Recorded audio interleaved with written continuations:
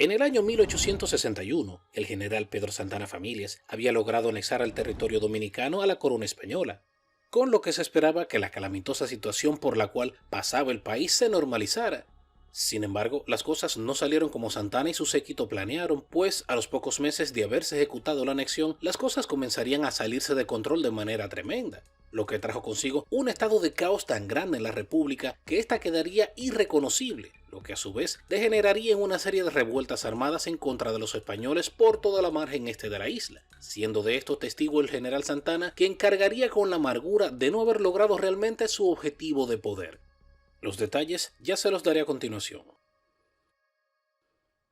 Bienvenidos a Crónica 105, donde hablamos de historia dominicana. El día de hoy continuaremos con la segunda parte de cómo fue realmente el proceso de la anexión de la República Dominicana al Reino de España, pero también sabremos el por qué esta anexión fracasó de forma tan estrepitosa.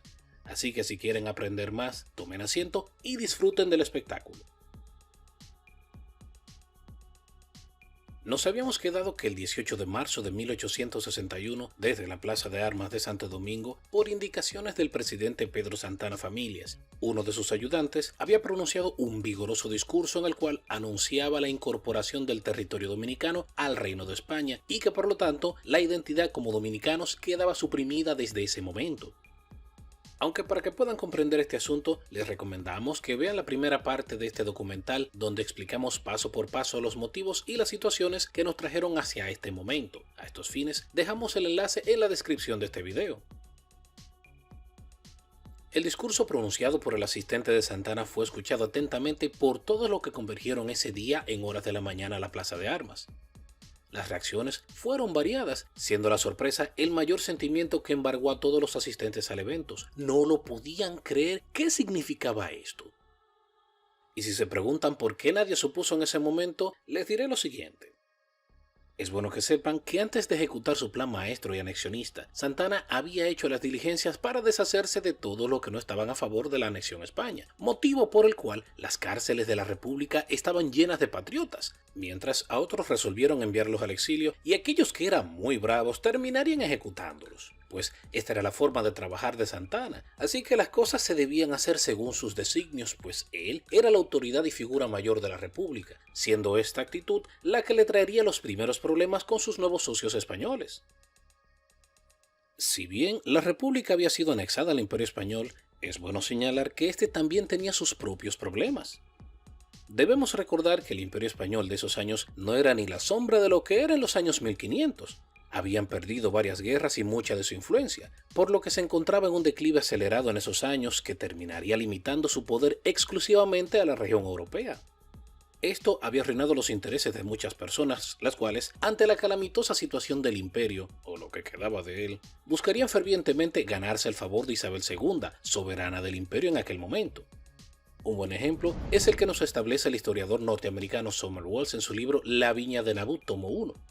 En este nos explica que, en torno a la soberana española, orbitaban una horda de cazaempleos, quienes casi en todos los casos trataban de granjearse a su favor como medio fácil para ser nombrado en un puesto bien remunerado, y así poder saciar sus ambiciones particulares. En esta lista se encontraban oficiales españoles de las altas esferas de poder, como lo fue Espartero, Narváez, O'Donnell, a quien ya conocimos en la primera parte de este documental, Escosura, González, Bravo, y así una larga lista, en la cual también había sido integrado en uno de sus escalones más bajos el general Pedro Santana Familias. Como se han de imaginar, muchos de estos cazaempleos que agobiaban a la reina de España vieron una oportunidad de hacer fortuna en la recién integrada provincia española de Santo Domingo, así que con el paso de los meses, los oportunistas comenzarían a llegar en grandes cantidades a la isla, asunto que crearía un problema grave del cual les hablaré más adelante. Mientras tanto, la noticia de la anexión de la República Dominicana era dada a conocer. Los diferentes países expresaron su opinión respecto al asunto. A Francia no le pareció bien esto. Los Estados Unidos, como era de esperarse, no estuvieron a gusto con esta anexión, pero en esos momentos tenían las manos muy ocupadas con sus propios conflictos internos, los cuales más adelante reventarían en la Guerra de Secesión Americana, por lo cual no pudieron aplicar la doctrina Monroe en la isla. Pero la República de Haití, manejada en aquel entonces por el general y presidente haitiano Fabre Gefrat, fue la primera en alzar su voz enérgica en contra de la toma del territorio dominicano por parte de España. pues a sus ojos esto era algo inaceptable, y cito: "La República de Haití jamás reconocerá la anexión y se reserva el derecho de emplear los medios a su alcance para asegurar sus mejores intereses". Palabras audaces del regente haitiano. Sin embargo, más adelante las situaciones generadas serían tan graves que se vería obligado a tener que tragárselas. Pero realmente, el pronunciamiento de Haití en contra de la anexión de la República Dominicana no se produjo por solidaridad con los dominicanos, sino por el hecho de que la presencia española en la margen este de la isla los ponía en una posición de peligro extremo, ya que, como habíamos analizado en la primera parte de este documental, España tendría la intención de hacer valer el Tratado de Aranjuez de 1777, en el cual se demarcaban como propiedad de España los terrenos de Hincha, Las Caobas, San Miguel de la Atalaya, San Rafael de la Angostura, entre otros poblados, muchos de los cuales los haitianos estaban ocupando pacíficamente desde hace años. Por lo que si la anexión se llegaba a completar definitivamente, Haití perdería casi la mitad de su territorio, cosa que los dejaría en la ruina, ya que ningún país estaría dispuesto a ayudarles. Y aunque en aquel entonces Haití se encontraba pagando por su propia independencia a la República de Francia, lo más seguro es que estos no se metieran con los españoles y exigieran a los haitianos seguir pagando la deuda ajenamente a esta situación, pues como recordarán, el Tratado de Aranjuez fue firmado entre Francia y España, por lo que el reclamo de los españoles por dicho territorio sería completamente legítimo. Esto era algo muy malo sobre todo para los haitianos, así que ante esta situación de desventaja y de peligro, cambiarían momentáneamente su pensar respecto a los dominicanos y su idea de que la isla completa les debía pertenecer. Así que para evitar perder casi la mitad de su territorio ante los españoles, los haitianos decidieron brindar su asistencia momentáneamente a los dominicanos insurrectos contra el gobierno español, aunque esto no sería algo gratis. Pero no nos adelantemos a los hechos. De momento, la anexión está en sus primeros meses, los cuales siempre son esenciales para la readecuación del Estado. Como República Dominicana ahora formaba parte del Reino de España, esta debía ser reconfigurada según la normativa de la Corona, de manera que se restableció la formación de la Real Audiencia, así como la asimilación de las leyes españolas que serían aplicadas en la isla, las cuales, antes de ser aprobadas, debían ser revisadas por quien sería dentro de poco el capitán general de Santo Domingo, el general Pedro Santana. Sobre este hecho, el general español José de la Gándara y Navarro nos explica en su obra Anexión y Guerra de Santo Domingo que al momento de ser presentada a Santana las nuevas leyes a ser aplicadas en la isla, este ni siquiera llegó a revisarlas, pues no era un hombre amante a las letras, así que delegó este trabajo en uno de sus ayudantes, quien luego de escrutarlas minuciosamente determinó que no había nada comprometedor en ellas. Solo luego de eso, Santana procedió a aceptarlas. El proceso de asimilación a la corona continuaría, pero como este había sido hecho de una forma tan intensa y tan rápida, había dejado la duda en la mente de muchos españoles sobre si realmente los dominicanos no habrían puesto resistencia a la anexión si se les hubiese dado más tiempo, pues muchos aún no se explicaban cómo fue que pasó esto. Sin embargo, la respuesta a dicha pregunta, una vez más, nos las da Sommerwells. Este nos explica que para esos años el índice de analfabetismo en la República Dominicana era increíblemente alto. Muy pocas personas realmente sabían leer o escribir, por lo que, a pesar de tener en sus manos los manifiestos anexionistas, no eran capaces de comprender lo que decían y por lo tanto tampoco eran capaces de manifestarse a favor o en contra. También, los medios escritos, como periódicos o revistas, estaban completamente maniatados y los pocos que habían en circulación simplemente adulaban al gobierno de turno, esto con el fin de evitar ser cerrados o para ganarse el favor económico del gobierno. También, los negociantes habían sido seducidos con la promesa de mejor economía y libre mercado que les habrían propuesto. Así que muchos de estos, que sí eran letrados, no se pronunciaron en contra del proyecto de Santana. Es decir, la ignorancia y la falta de educación del pueblo dominicano de aquel entonces tuvo mucho que ver en que el mismo no se manifestara en contra de la anexión en un principio.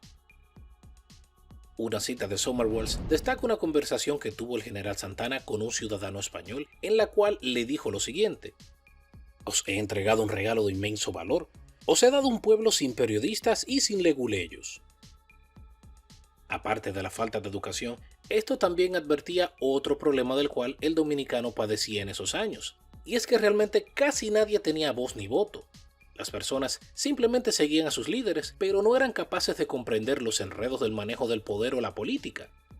Eran personas nobles de mente simple, que se ataban a la promesa de un caudillo, el cual usualmente les ofrecía mejoría de vida, por lo que en aquel momento el pueblo no tenía un pensamiento crítico respecto a sus gobernantes. Es de allí que se explica que el pueblo dominicano tolerara a gobernantes tan descarados como lo fue Buenaventura Báez y Pedro Santana, pero esto estaría a punto de cambiar.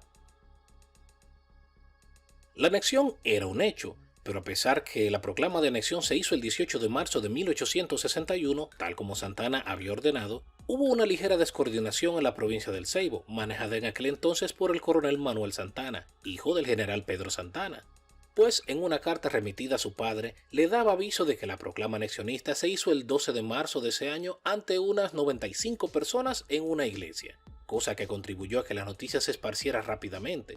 Pero el general Santana restaría importancia, pues ya no había marcha atrás a este asunto. Y de hecho, así fue.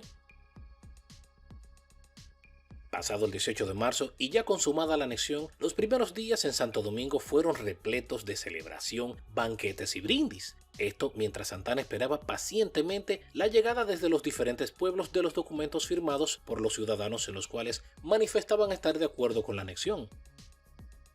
Dentro de estas, sin duda la mejor de las fiestas fue la ofrecida por el coronel Juan Siriaco, en la cual invitó un gran banquete a todos sus compañeros, oficiales dominicanos y a todos los oficiales españoles que habían llegado a la isla. A esto le siguió un desfile por las calles capitaleñas a cargo de la banda de música, la cual culminó frente a la residencia del general Santana. Igualmente, los oficiales españoles invitaban a los dominicanos a grandes fiestas, las cuales siempre terminaban a altas horas de la noche, siendo así los primeros días de la anexión a España. Oh sí, todo era grandioso. Una vez, Santana tuvo todos los actos notariales con las firmas de los ciudadanos, los cuales, les recuerdo, fueron firmados por personas iletradas y sin conocimiento del asunto.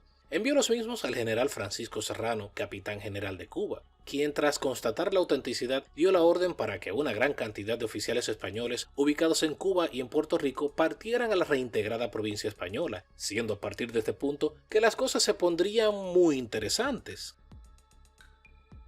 Para el mes de abril ya habían llegado una guarnición de 1000 soldados a Samaná, lugar que fue ordenado sea fortificado.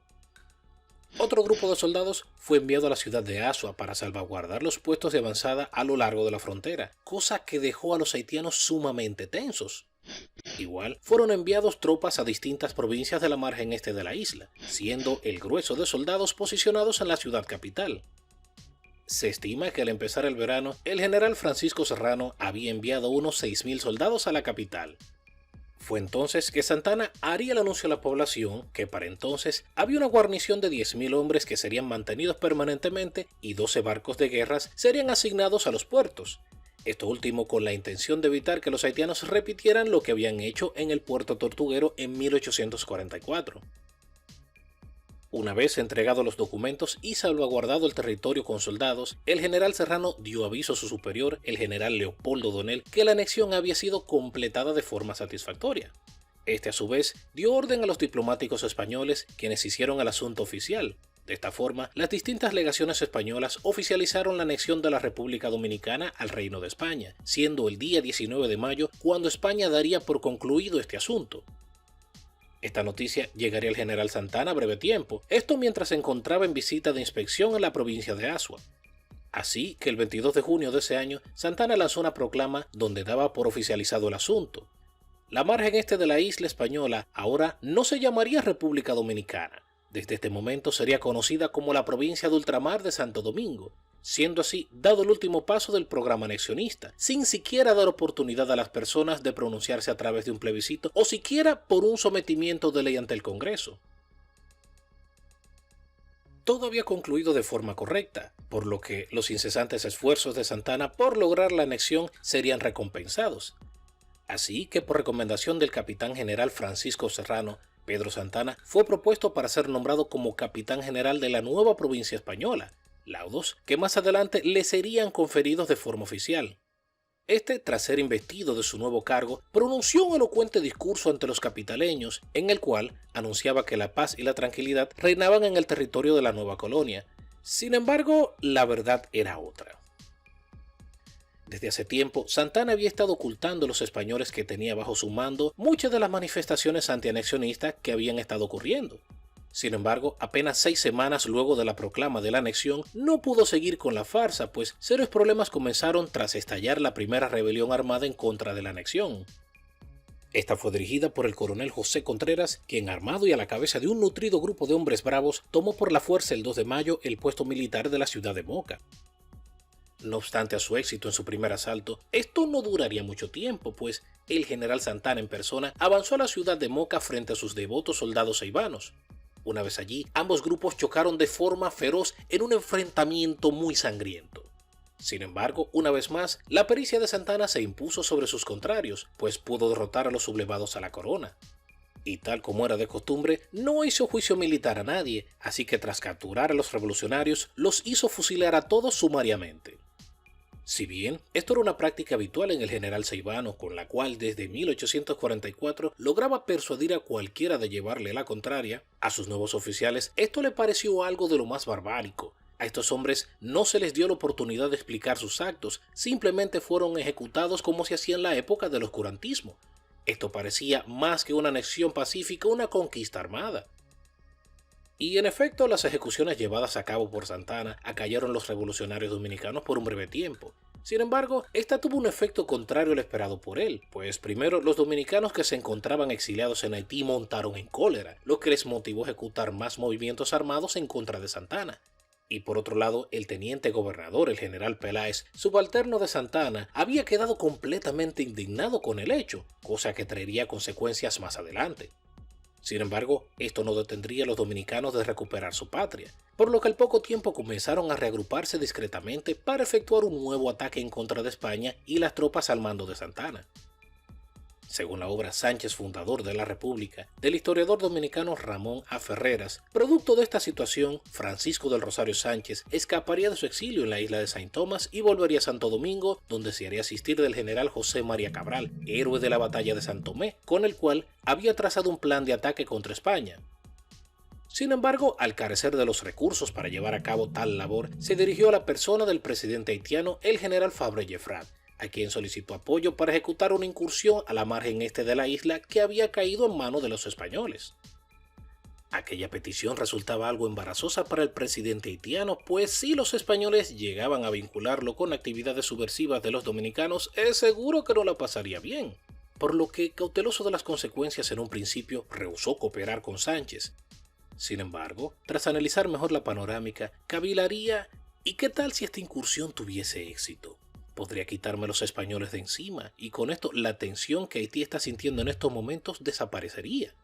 Así que al visualizar las ventajas que esta campaña podría traer, terminaría cediendo a la petición de los dominicanos, siendo de esta manera que el presidente Fabre proporcionó armas y transporte a Sánchez y sus compañeros para que estos pudieran ejecutar su operación armada en contra del gobierno español.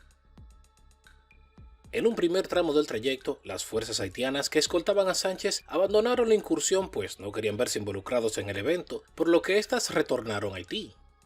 Sin embargo, la suerte estaba echada, así que los hombres liderados por Sánchez se lanzaron de una manera feroz al ataque y tomaron varias posiciones estratégicas con las cuales comenzaron a ganar terreno. Sin embargo, dos cosas no le ayudaron.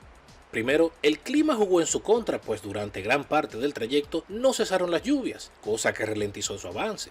Y segundo, que tras ser alertadas las tropas españolas, los días 1 y 2 de junio, fueron enviados en su contra los experimentados generales Francisco Sosa por tierra y Felipe Alfao y Antonio Peláez por mar, con fuerzas del batallón de Puerto Rico, a quienes se le había dado dolosamente la tarea de neutralizar una incursión haitiana que se dirigía nuevamente a la provincia española. No pasaría mucho tiempo para que estos fuesen sitiados por las tropas españolas.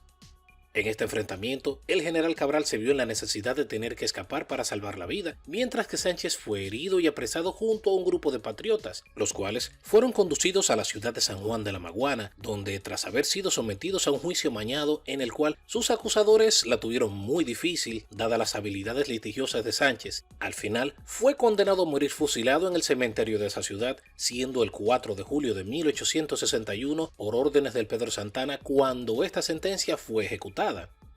Ante esto, el general Peláez observaba horrorizado cómo este monstruo, a quien habían hecho su superior, no le importaba la vida de nadie. Si bien se había mordido la lengua por su disciplina militar con los fusilamientos ordenados por Santana en Neiva, pero esto ya era demasiado. Así que, completamente indignado por la crueldad de Santana, Peláez escribió una protesta formal de lo más enérgica contra su superior al gobierno de España, la cual, tras ser leída, produjo una fuerte duda en las autoridades de Madrid al entender que Santana no era un hombre de tanta confianza como le habían vendido. Mientras tanto, el temor del general Fabré, presidente de Haití, se hizo realidad. Tras los españoles estudiar los movimientos de la fallida revuelta armada de Sánchez, estos determinaron que la ayuda había provenido directamente de Haití, de modo que esta afrenta el general Serrano no la pasaría por alto. Fabré había visto durante muchos años a las grandes potencias hacer fuertes amenazas una y otra vez contra la República de Haití, sin que dichas amenazas se hubiesen cumplido. Solo la amenaza ejecutada por los franceses en 1825 había sido ejecutada y por la cual aún se encontraban pagando fuertes sumas de dinero.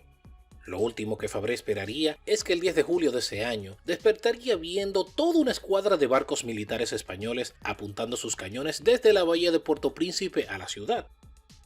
Como sería de esperar, el pánico se apoderó de todos en Puerto Príncipe, donde muchos pensaban que los españoles habían llegado para esclavizarlos.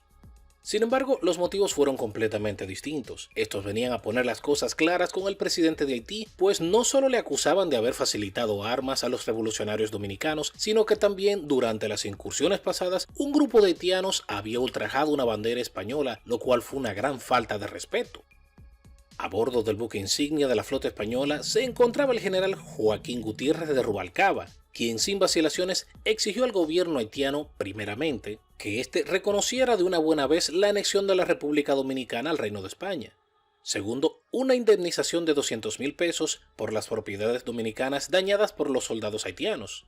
Y tercero, que el gobierno haitiano diera una garantía de mantener de ahora en adelante una patrulla fronteriza que evitara que las autoridades españolas volvieran a ser molestadas por tentativas revolucionarias orquestadas por dominicanos rebeldes. Por segunda vez en la historia haitiana, luego de haberse proclamado como una república independiente, veía las costas de su capital invadida por barcos de guerra de una gran potencia, amenazando con destruir todo. La primera fue Francia en 1825 y ahora España en 1861. Haití no tenía la fuerza para luchar contra los españoles, así que lo más inteligente fue ceder a sus exigencias. De esta forma, Fabré reconoció la anexión de la República Dominicana al Reino de España, con lo cual debió tragarse las palabras que dijo en un principio sobre el tema. También dio la garantía de la creación de una patrulla que evitaría roces como los antes ocurridos. Sin embargo, el pago de la indemnización, tras debatir largo rato, logró la misma ser rebajada a 25,000 pesos. Luego de estos eventos, el presidente haitiano manejaría las cosas con más hermetismo, pues aunque la idea no le agradara, debía seguir apoyando a los dominicanos que estaban en contra de Santana, pues ambos tenían un enemigo en común, ya que el peligro español era mucho para los haitianos. Las noticias del éxito contra los haitianos llenó de júbilo al general Serrano, quien decidió visitar personalmente la nueva provincia española para ver cómo andaban las cosas, pues al fin y al cabo había sido él quien más diligencias había hecho para que dicho territorio fuese anexado a la corona española. Además que debía aclarar un par de cosas, pues los rumores que estaban llegando a sus oídos le mantenían algo inquieto. Así que al breve tiempo partiría rumbo a Santo Domingo desde Cuba. Llegaría al breve tiempo en un barco de guerra escoltado, los cuales venían repletos de mobiliarios para la ocasión. Sin embargo, tras llegar a Santo Domingo el 6 de agosto de ese año, comenzaría a percatarse que las cosas no eran como se las imaginaba.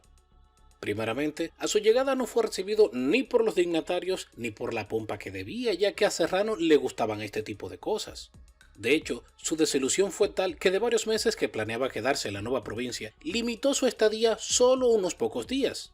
Según describe el general Lagándara, solo estuvo estrictamente lo necesario para celebrar un banquete, un baile y un tédum. De hecho, Serrano se molestó bastante, pues el general Santana no había estado presente a su llegada, pero tampoco lo había visto en el tédum celebrado en su honor por tan distinguida visita. Pero, ¿dónde estaba Santana? Pues para esos momentos estaba recostado en una hamaca en su residencia, la cual estaba apenas a 1 o 2 cuadras de la iglesia donde se celebraba la misa. Había decidido ausentarse de todos esos eventos aburridos y protocolares, pues su quebranto le había impedido la movilidad. De hecho, Serrano se enfadaría aún más cuando decidió ir a ver personalmente a Santana a su casa y este haberle recibido completamente descalzo y vestido en simple chamarra y pantalón de drill, como si su figura no mereciera algo de disciplina, pues a fin y al cabo él era su superior. Pero contuvo su desagrado e informó a Santana que España cumpliría las solicitudes que éste había hecho en el acuerdo de anexión. Además que la recomendación personal que él había hecho para que le otorgasen el rango de capitán general de Santo Domingo había sido aceptada.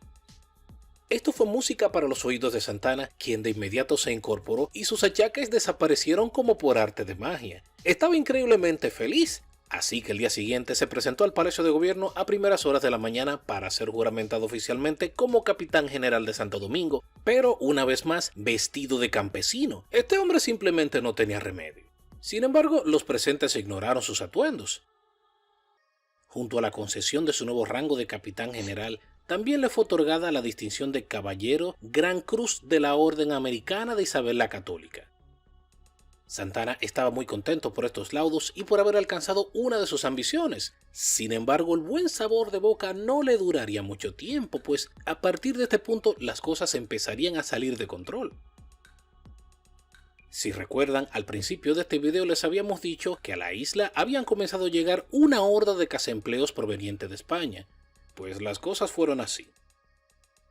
Muchos de los cazaempleos que agobiaban a la reina Isabel II por una posición fueron enviados directamente a Santo Domingo como un método para quitárselos de encima. Pero no solo la reina hacía esto. Autoridades como el general O'Donnell, quien estaba por encima de Serrano y de Santana, también hacía lo mismo para quitárselos igualmente de encima. Fue así que para no causar infortunio a sus nuevos aliados españoles, Santana, ahora capitán general y regente de la provincia de Santo Domingo, iría colocando a los recién llegados poco a poco en el aparato de gobierno. Los primeros en ser asimilados a los empleos públicos en la isla fueron los militares de alto rango. Esto supuso un problema, pues no había tantas plazas para tantos generales y coroneles. Así que esto se resolvió poniendo en retiro forzoso a muchos de los generales dominicanos, quienes fueron subvencionados con la mitad de su sueldo y en su lugar fueron colocados los nuevos generales y coroneles españoles. Pero esto no acaba ahí.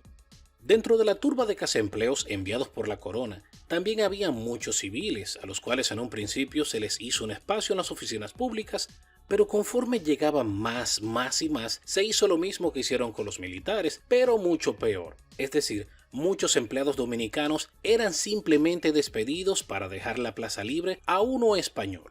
De hecho, fueron tantos los empleados públicos de origen español que terminaron laborando en el sector público que el mismo Santana tuvo inconvenientes para lograr que sus buenos amigos y colaboradores, los señores Tomás Bobadilla y don Jacinto de Castro, fuesen nombrados como magistrados de la corona cuando el Real Decreto del 21 de noviembre de 1861, que creaba la nueva Real Audiencia, fue puesto en vigencia. Pero la cosa no haría más que empeorar, pues el abultamiento del aparato de gobierno fue tal que el gasto público subió, si más o menos no recuerdo, de menos de 250,000 pesos hasta la alarmante cifra de 3,5 millones de pesos. Esto solo en el pago de nómina del Estado. Lo curioso es que las rentas anuales no superaban el $500,000 de pesos, por lo que esto comenzaría a cargar la economía dominicana, la cual aún no había sido saneada por España.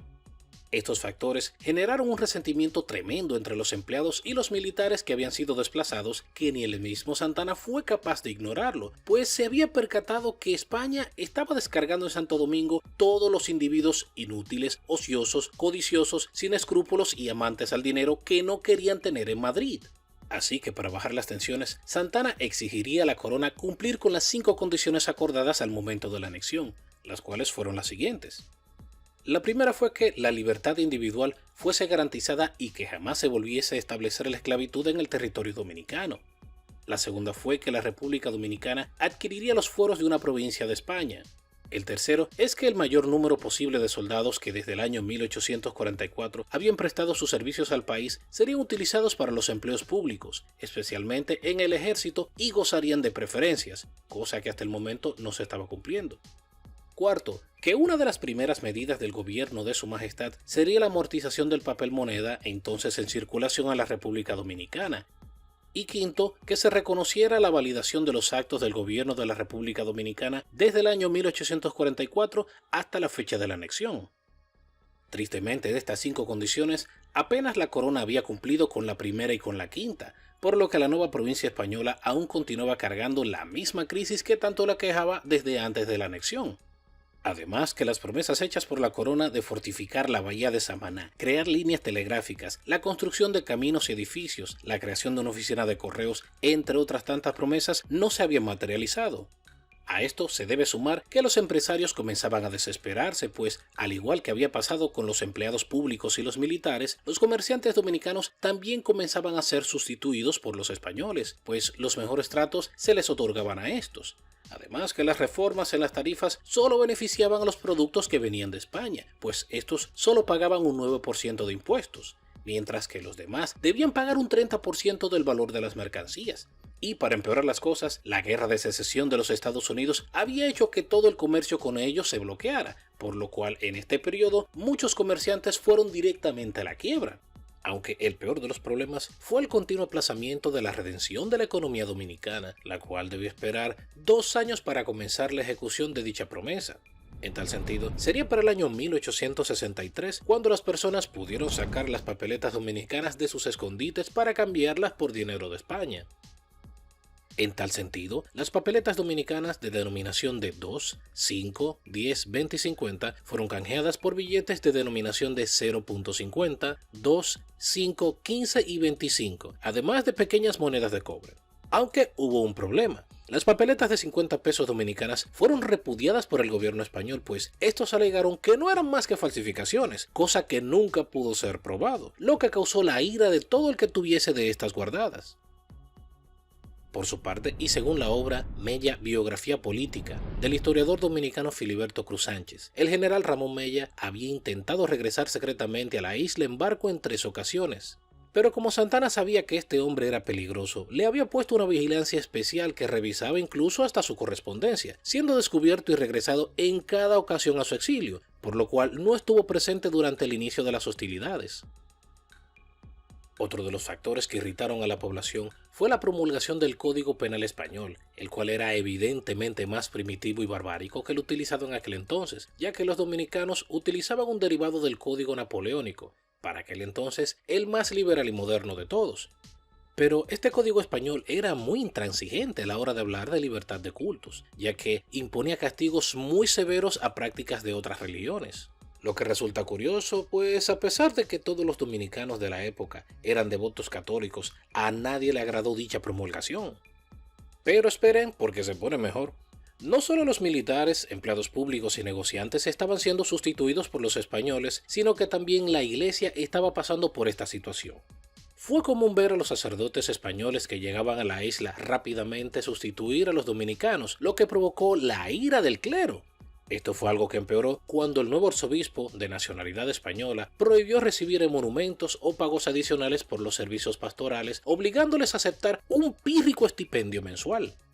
Y ya que hablamos de la Iglesia Católica, cabe mencionar que mientras duró la ocupación española, las llamadas iglesias heréticas también fueron severamente perseguidas. Un caso conocido fue el de la Iglesia Metodista, fundada en la isla años antes por los negros que habían inmigrado de Estados Unidos a la República Dominicana. Esta fue atacada de manera muy brutal por la Iglesia Católica, ahora dirigida casi en su totalidad por un clero español. Igualmente, los católicos arremetieron contra las órdenes masónicas dominicanas, de las cuales exigieron enérgicamente su desintegración y la entrega de todos los documentos privados de las logias. En esta parte, el general Santana intervendría poniéndole un alto al clero, advirtiendo a los españoles de la forma como solo él sabía hacerlo, que la masonería no era cosa de su incumbencia, pues Pedro Santana había llegado a ser masón y comprendía la importancia de la hermandad y las logias. Este indicó a los sacerdotes que se metieran en sus asuntos y no molestaran las logias. Solo luego de este incidente, el fanatismo religioso que inundaba todo el ambiente fue calmado. Así que también al repudio contra los españoles se uniría la masonería dominicana. A esto debemos sumar que los impuestos fueron aumentando de una forma indiscriminada sin tomar en cuenta la situación empobrecida de la población, cosa que también provocó el descontento de los civiles de a pie, quienes veían subir el precio de los alimentos cada día que pasaba más y más. A esto se le sumó la facción faltante de los comerciantes internos del país, quienes ya no aguantaban más el alza de los impuestos. El resultado de este desastroso experimento de anexión española fue compendiado por los marinos mercantes de la época. En comunicación del señor Jonathan Elliot del 13 de enero de 1863 se puede leer lo siguiente. Ahora, hace 2 años que esta parte de la isla está bajo el gobierno español y sigue todavía en el mismo estado de miseria que antes. No veo ninguna mejora ni se habla de eso. El poco dinero que circula es el que reciben como paga las tropas que no pasan de 3.000 supervivientes. El costo de los artículos necesarios para la subsistencia es excesivamente alto. España ya ha gastado 2 millones y ahora está desperdiciando 100.000 pesos por mes. Todos los productos extranjeros ahora pagan un derecho de importación de un 30% y los artículos españoles traídos en barco pagan un 9% solamente.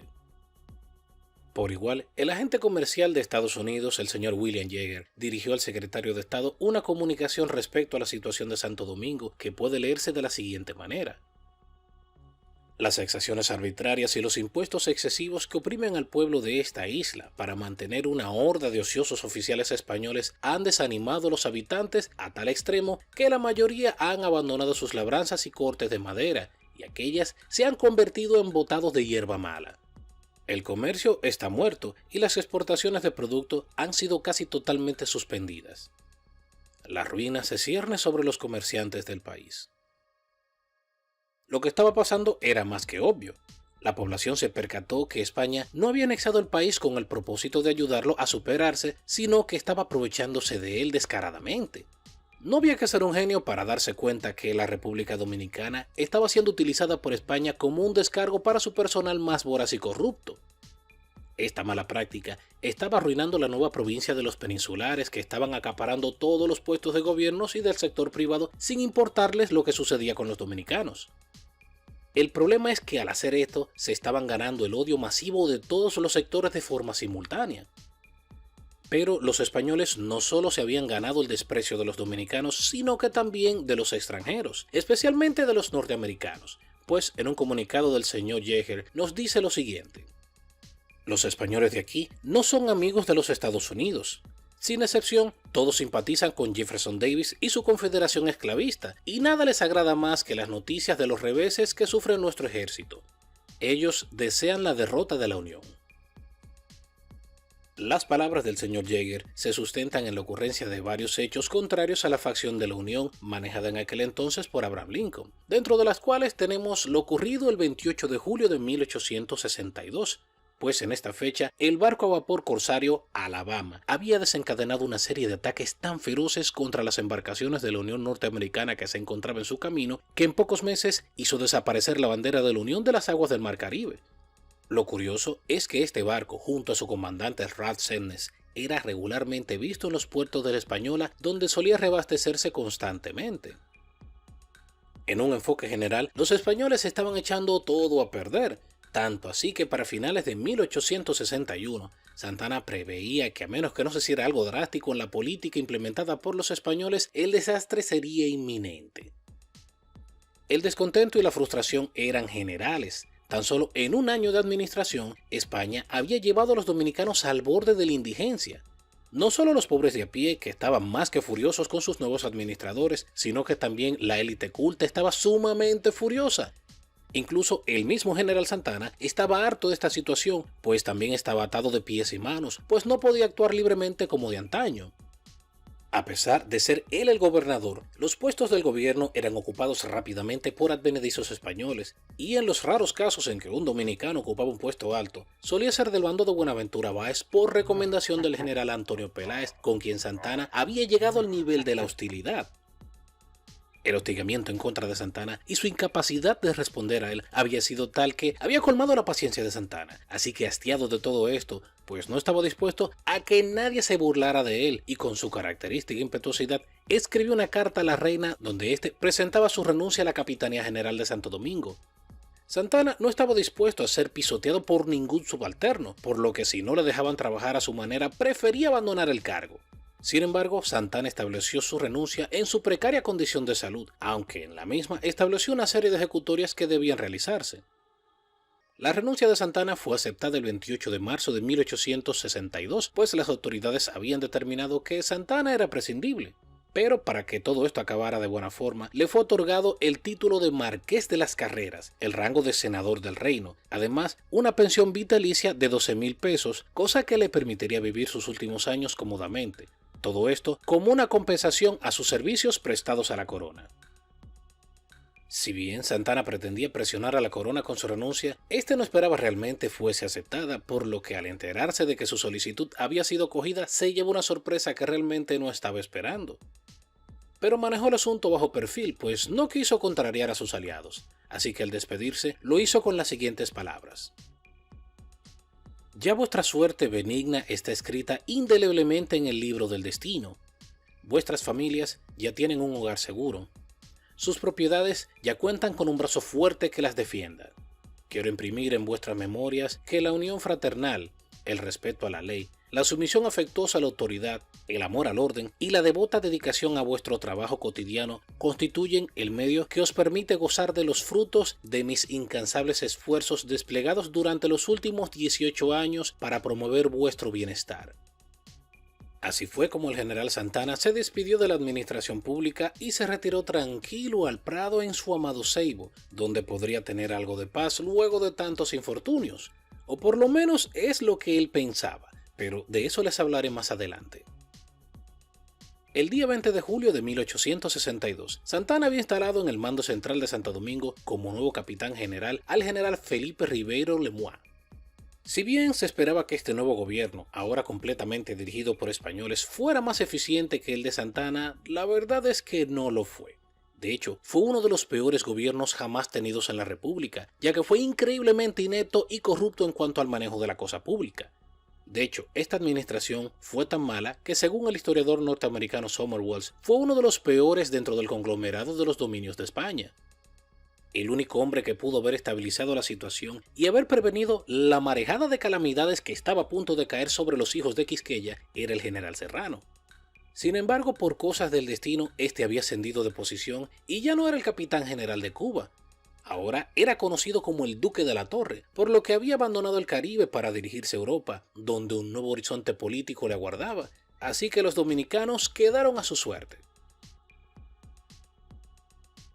Desde las primeras semanas, esta nueva administración de gobierno demostró que era un fiasco, y todo porque realmente los españoles no entendían la situación por la cual estaba pasando Santo Domingo, ya que el nuevo gobernador no era un hombre de visión abierta, sino de visión colonialista, algo muy común en aquellos años en las altas autoridades españolas, pues deseaban una vez más tener un gran imperio como lo habían tenido de antaño.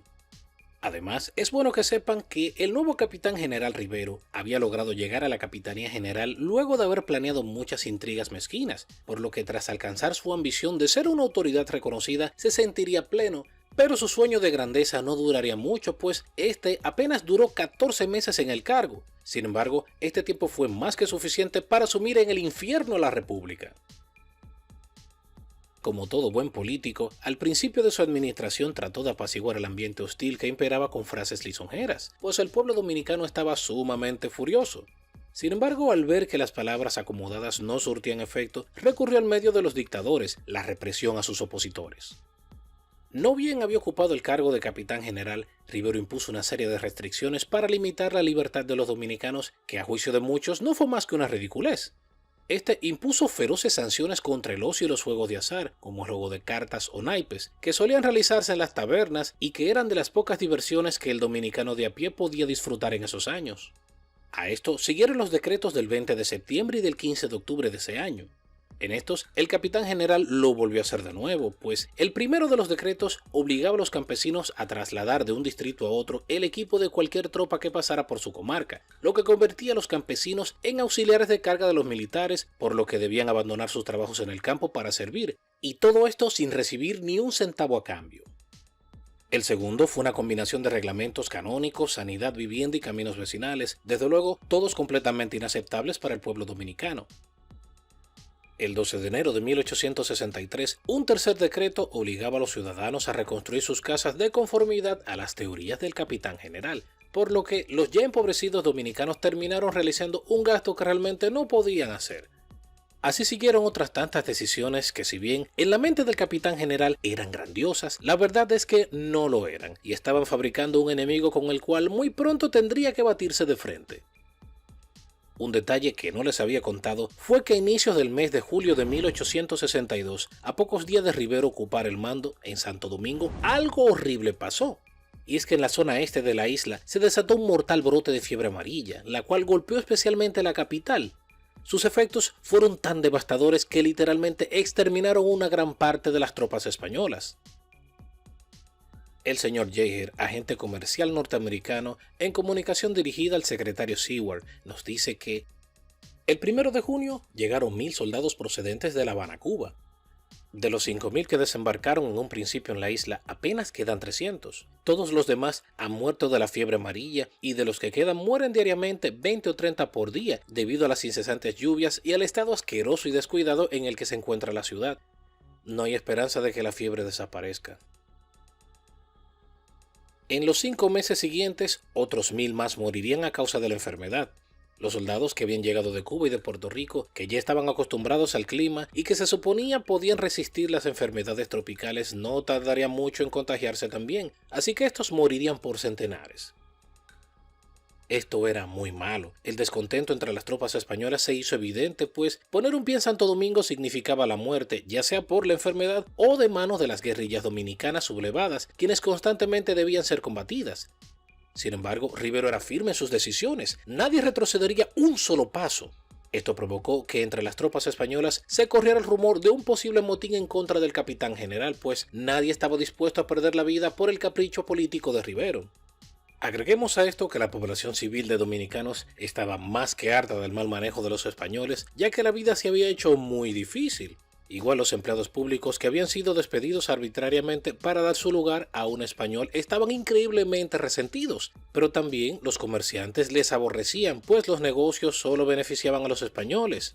Pero también el clero criollo detestaba a los españoles, pues desde su llegada no habían hecho otra cosa más que perjudicarlos. A esta lista se sumaron los militares criollos que habían sido desplazados, aunque estos, a diferencia de los otros grupos que simplemente se quejaban, comenzaron a organizarse en núcleos de guerrilla para derrocar a los españoles. De hecho, el asunto fue tan grave que el general Rivero, al percatarse de la situación, lleno de preocupación, se reunió en la casa del gobernador el 30 de septiembre con las más altas autoridades españolas de Santo Domingo, donde, tras analizar la situación de descalabro que ellos mismos habían creado, recomendaron al general O'Donnell y al gobierno español abandonar la isla. Esta comunicación llegaría a manos del general O'Donnell, pero, contrario a lo solicitado, este no estaba dispuesto a abandonar Santo Domingo. Era una joya preciosa para él. Después de todo, significaba la esperanza del renacimiento de un nuevo y creciente imperio español. Así que su solución, primero, fue negar la petición de abandonar la isla y ordenó a las autoridades españolas que debían manejar la situación. La segunda fue reclutar a más soldados de las parcelas donde se cultivaban olivos y de los viñedos de España para enviarlos a Santo Domingo. Serían estos pobres desdichados quienes más adelante sentirían el filo de los machetes dominicanos en sus cuerpos. Si bien los historiadores dominicanos ubican formalmente el 16 de agosto de 1863 el inicio de las hostilidades de los dominicanos contra los españoles, a la cual llamamos la Guerra de Restauración, no menos es cierto que el primer gran revés de las tropas españolas ocurrió el 24 de febrero de 1863 en la ciudad de Neiva, cuando el coronel Lucas de Peña, junto a un grupo de bravos combatientes, atacaron con gran ferocidad el destacamento militar español ubicado en Guayubín.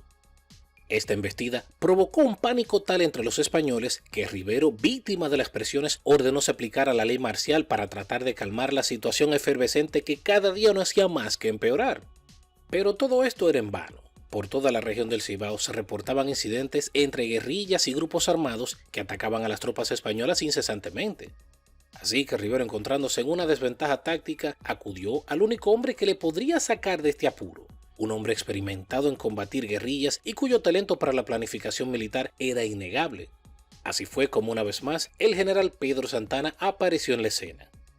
Este se encontraba descansando en su retiro en el Prado, como era llamada su finca, así que debió interrumpir su descanso, pues su presencia fue requerida de urgencia para que se uniera al teniente gobernador, el general Carlos de Vargas, para que frenara las insurgencias.